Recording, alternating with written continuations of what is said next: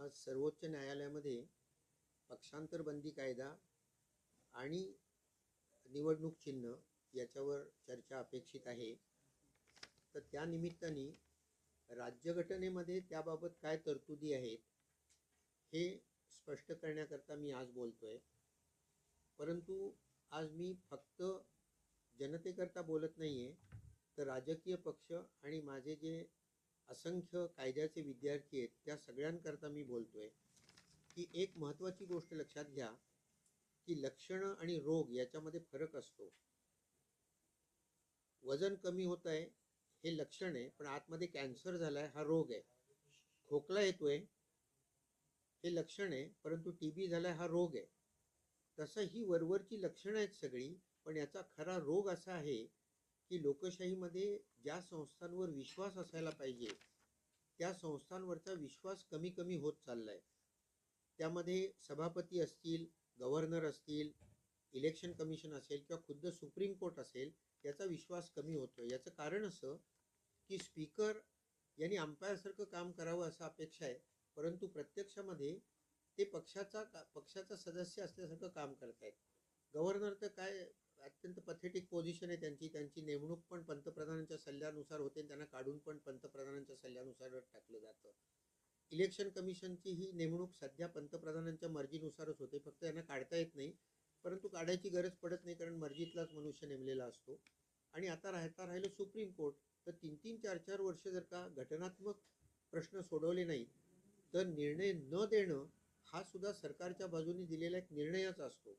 त्यामुळे या सगळ्या संस्थांवरची विश्वासार्हता कमी होतीये. पक्षांतर बंदी कायदा जो आहे त्याचं विकृतीकरण जितकं झालंय, म्हणजे त्याला सक्षम करण्याच्या ऐवजी त्यातनं पळवाटा काढण्याचं काम जास्त करण्यात आलंय. किंबहुना मी असं विधान करीन आणि सिरियसली करीन की पक्षांतर कसं करावं याचं उत्तम गाईड महाराष्ट्रामध्ये लिहिलं गेल्या 3 वर्षामध्ये. आता माझ्या मते शिंदे सरकार हे पहिल्या दिवसापासनं घटनाबाह्य सरकार आहे. पहिल्या दिवसापासनं सुप्रीम कोर्टाच्या डिसिजननी आणि वकिलांच्या अनेक आर्ग्युमेंट्समुळे ते वाचलेलं आहे.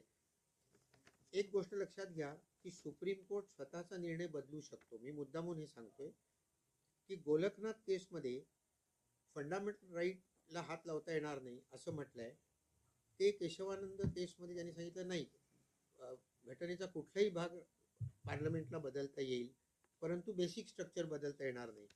किंवा हेबियस कॉर्पस केसमध्ये आणीबाणीमध्ये जगण्याचा अधिकार नाही असं सुप्रीम कोर्टाने 5-1 अशा बहुमताने सांगितलं. आणि पुट्टास्वामी केसमध्ये तो निर्णय पूर्ण चुकीचा आहे आणि हा निर्णय 60 फूट खोल खणून पुरा असं सुप्रीम कोर्टाने सांगितलं. पहिला निर्णय मोठ्या चंद्रचूडांनी दिला होता, दुसरा निर्णय धाकट्या चंद्रचूडांनी दिला.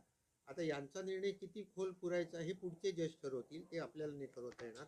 राईट टू डाय जो आहे उदाहरणार्थ, तर डिग्निटीने जगण्याचा मला अधिकार आहे, डिग्निटी नसेल तर मला मरण्याचा अधिकार आहे, त्यामुळे सुईसाईड गुन्हा नाही असं सांगितलं. 6 महिने सांगितलं नाही, अटेम्प्ट टू सुईसाईड हा गुन्हा आहे.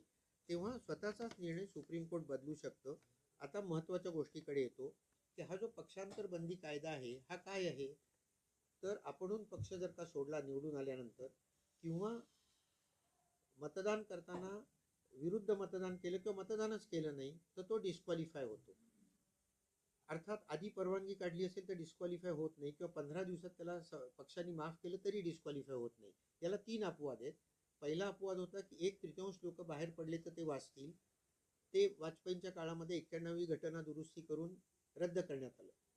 चौथ्या पॅराग्राफमध्ये लिहिले की 2/3 एकावेळी, म्हणजे 2/3 एकावेळी बाहेर पडले त्यांचं मर्जर झालं तर ते वाचतील. आणि तिसरं आहे की याचा निर्णय जो आहे तो सभापतींनी घ्यायचा आहे. इतर सर्व डिस्क्वालिफिकेशनचा निर्णय हे गव्हर्नर घेतात. फक्त पक्षांतर बंदी कायद्याचं हे 10वं शेड्यूल आहे त्यातला निर्णय हा स्पीकर घेत असतो. आता याचा निर्णय देताना सुप्रीम कोर्टाने शेवटचा जो निर्णय दिलाय तो सगळं बरोबर सांगत आले आणि शेवट 3 त्यांनी पळवाटा ठेवल्या. त्यावेळी चंद्रचूड माझ्या कल्पनेने चीफ जस्टिस होते. 3 पळवाटा ठेवल्या गेल्या. एक म्हणजे त्यांनी सांगितलं की स्पीकरचा निर्णय आहे त्यामुळे आम्ही याच्यावर बोलणार नाही. ते बरोबर आहे, सेपरेशन ऑफ पॉवर्स खाली ते स्पीकरकडे त्यांनी दिलं. पण काय सांगितलं त्यांनी, रिझनेबल टाईममध्ये हे सांगावं. रिझनेबल टाईम याचा अर्थ कायद्यामध्ये 3 महिने साधारण केला जातो. नार्वेकर साहेबांनी त्याच्यावर काहीच निर्णय घेतला नाही. 6 महिने त्यांनी काहीच निर्णय घेतला नाही. तेव्हा स्पीकर हा पक्षाच्या आदेशानुसार वागतो हे सुप्रीम कोर्टाला माहिती आहे, तेव्हा त्यांनी किती वेळात हा निर्णय द्यायचा सांगायला पाहिजे होतं, ते सांगितलं नाही. दुसरी गोष्ट, 2/3 एकाच वेळी गेले पाहिजेत हे स्वच्छ शब्दात लिहिलेलं आहे, ते सुप्रीम कोर्टाने क्लिअर केलं नाही. आणि तिसरी गोष्ट वादग्रस्त आहे, याच्यात घटना तज्ज्ञांचं दुमत आहे की स्टेटस को अँटी खाली पुन्हा उद्धव ठाकरेंना चीफ मिनिस्टर नेमायला पाहिजे होतं, कारण गव्हर्नरनी दिलेली जी ऑर्डर होती की बहुमत सिद्ध करण्याकरता त्यांनी सेशन बोलवलं होतं, ती घटनाबाह्य आहे हे सुप्रीम कोर्टानेच सांगितलं. त्याच्यानंतर राजीनामा दिला होता, त्यामुळे पुन्हा त्यांना चीफ मिनिस्टर नेमायला पाहिजे, हे स्टेटस को अँटीचा अर्थ आहे. आता हे तिन्ही गोष्टी त्यांनी केलेल्या नाहीत, म्हणजे थोडक्यात पळवाटा शोधून ठेवलेले आहेत. त्यामुळे मी मगाशी सांगितलं तसं मी काही साहित्यातला मनुष्य नाही, परंतु सुरेश भटांची कविता आहे की गर्जित गारद यांच्या सामील रामशास्त्री, मेल्या विण्या मड्याला आता उपायवा नाही. त्यातल्या पहिल्या ओळीशी मी जरी एकमत असेल तरी दुसऱ्या ओळीशी माझं एकमत नाही आहे. भारताची लोकशाही जिवंत आहे आणि ते जिवंत ठेवण्याचं काम हे सुप्रीम कोर्टाने, वकिलांनी, सामान्य जनतेने करायला आवश्यक आहे. वकिलांकरता मी एवढंच सांगेन की वकिलांनी भारताच्या हिताचं काय आहे त्याचा विचार करायला पाहिजे. इंदिरा गांधींनी ज्यावेळी आणीबाणी निर्माण केली त्यावेळी नानी पालखीवाल्यांनी त्यांची केस सोडली की तुम्ही देशाच्या विरुद्ध काम करताय, किंवा फली नरिमननी सुद्धा सॉलिसिटर जनरलचा राजीनामा दिला. तेव्हा आपण जे करतोय ते लोकशाहीला बाधक नाही ना, केवळ पैसे मिळत आहेत म्हणून आपण वकिली करतोय हा वकिलांनी. आणि शेवटचं सांगतो, मी थांबतो. सिसोदियांची केस झाली, 17 महिने त्यांना जेलमध्ये ठेवलं होतं, त्यांना बेल दिली सुप्रीम कोर्टाने, आपचे सिसोदिया. आणि त्यावेळी सुप्रीम कोर्टाने असं सांगितलं की हा जो प्रोसिजर आहे हा न्याय मिळवून देण्याकरता आहे, त्याचा दुरुपयोग नाही करायचा आहे. आणि त्यांचं वाक्य फार भेदक आहे की procedure is the handmaiden of justice and not the mistress of justice. म्हणजे तुम्ही हा जो प्रोसिजर फॉलो करताय हा मदतनीस आहे, रखेल नाही आहे तुमची की ज्यानुसार तुम्ही न्याय पुढे ढकलू शकाल. तेव्हा हे सर्व वकिलांनी लक्षात ठेवायला पाहिजे. दुसरा जो मुद्दा आहे आजचा तो म्हणजे पक्षचिन्ह कोणाला द्यायचं, त्या बाबतीत सुद्धा सुप्रीम कोर्टाने आता क्लॅरिटी आणणं अत्यंत आवश्यक आहे. एक गोष्ट लक्षात ठेवा की हा अधिकार इलेक्शन कमिशनला आहे.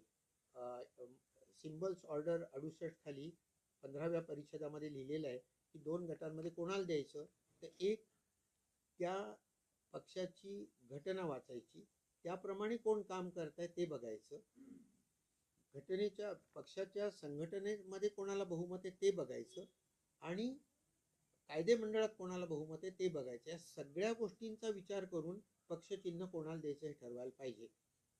प्रत्यक्षामध्ये फक्त कायदे मंडळातला विचार करून पक्षचिन्ह आता दिली गेली आहेत. त्यामुळे सुप्रीम कोर्टाने याच्यावरही योग्य तो कायमचा निर्णय द्यायला पाहिजे. आता एक गोष्ट लक्षात घ्या की या सगळ्याच निर्णयाला अकॅडेमिक व्हॅल्यू आहे. म्हणजे आता शिंदे डिस्क्वालिफाय झालं असं त्यांनी जरी म्हटलं तरी त्यांची मुदत संपून गेलेली आहे, ते की आत्ता डिस्क्वालिफाय होत नाहीत. परंतु याचं महत्त्व असं आहे की हा प्रिसिडेंट पडतो आणि पुढच्या काळात अशा चुका करता येणार नाहीत. आता बोमई केस झाली, त्याच्यामध्ये कितीतरी दिवसांनी बोमईचा निकाल लागला, पण ते काय निकाल लागला की एखाद्या